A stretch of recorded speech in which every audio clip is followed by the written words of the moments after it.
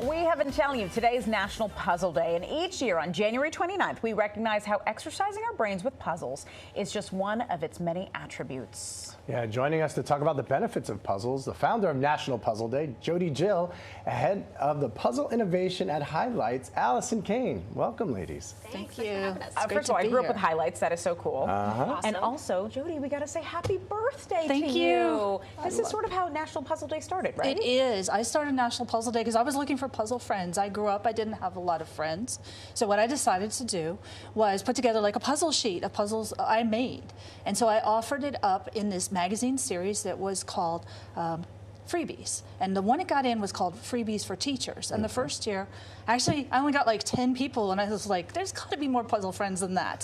So I put it in the second year, and we had over 10,000 people send a self-addressed stamped envelope, and we've had to put them in the envelopes. But I was young, and I wanted these puzzle friends, but I didn't have the puzzle money to mail the stuff. Sure. So I was just, flipping burgers as a regular job. And the third year, I decided, well, what we'll do is we'll make it a special day, so that way everyone sends it all at once. I'll save up my money, and then I'll send the puzzles. And that is how we became National Puzzle Day.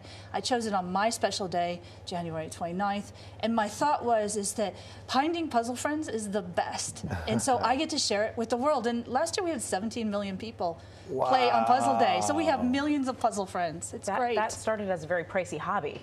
I love puzzles, a huge passion. That's amazing. Yeah, and you've made, how many puzzles have you made? I've made over 5,000. I have 4 or 5 different websites. I love puzzles. I am passionate about puzzles.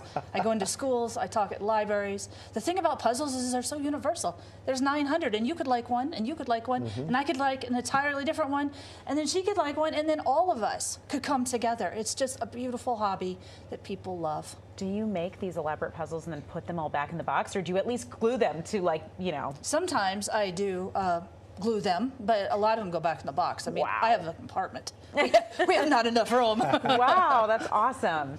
So let's talk about the history of puzzles. Sure, there's some amazing history that goes down with puzzles. And now the attributes of helping your brain for all ages. So how did it all start? So like I said, there's 900. So the most famous puzzle, the one that everybody talks about, is the jigsaw puzzle, which was started by a map maker. He was frustrated with his children in the 1700s because they would not learn the different places on his maps. So he cut them up in squares. And when he did this, he gave it to the kids, and they would have to put it together. And that's how they started jigsaw puzzles, which is pretty phenomenal. And as you know, crossword puzzles are huge, especially here in the city as well as everywhere else. And that was started in the 1800s. So each puzzle is different, and they each have different origins, but they all really do come together with all of us. Wow, that's crazy. Allison, you are the head puzzle innovation at Highlight, which of course we all loved as kids. Tell us why you teamed up with Jodi. If you know Highlights, you might remember the Hidden Pictures puzzle is kind of the one we're known for. Yeah. And that's just one of many, many, many kinds of puzzles that we print in Highlights and our magazines and books. We're entering our 80th year at Highlights, so we've been doing this for a really long time. And we love puzzles. They're so good for kids' brains, first of all. And we know that kids love them because they actually write to us asking us for more puzzles all the time. And we only have so many pages in our magazine, so we're like trying to give the kids what they want. But it just made sense for us to collaborate with Jodi, who we know about. We know about National Puzzle Day. And her enthusiasm is contagious for puzzles. Yes, so, it is. As fellow puzzle enthusiasts, we thought we should collaborate with Jodi for National Puzzle Day. Very great. That's awesome. I was just telling them that we have, is it Caboodle or Cadoodle? Caboodle. Caboodle, okay. Caboodle, it's an amazing puzzle, and it's for all ages. So my little kids have started doing it, and when they figure it out, it's amazing. When they have play dates and the kids get rambunctious, I bring it out. And the parents are like, come on, Bobby, the blue goes right there. And everyone gets frustrated. I'm like, the blue doesn't go there, you'll see. And then the parents take it over, and they're like, we need a glass of wine. We got to figure this out.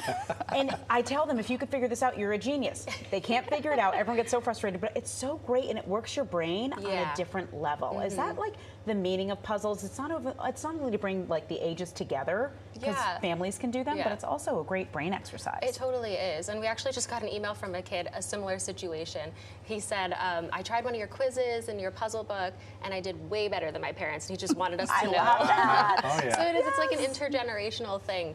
Everybody loves to play puzzles together, but it's good for your brain. It's good for focus and memory. And for kids, we see that it's really good for confidence. Like I said with that kid who just wanted us to know that he did better than his parents. it's, you know, something that they can solve and have this really satisfying feeling afterwards after using their brains like that. Yeah, just like you said, some people are intimidated by doing puzzles, right? How do we get them more involved or taking a chance to do the puzzles? Well, there's so many different kinds of puzzles. I think you just have to find the one that's right for you. I'm not great at math puzzles, for example, but I'm more of a word person.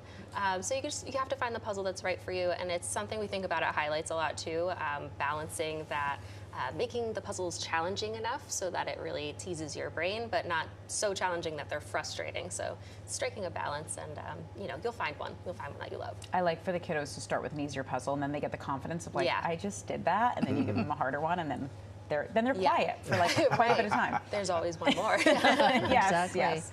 Awesome. Thank you so much, Jodi. Thank Happy you. birthday to you. Thank you. Happy Puzzle Day. Happy It's a Puzzle beautiful Day. day. Yes, yes. Allison, thank you for all that you do. And Highlights, Thank pick you. them up wherever they're sold, right? All right. If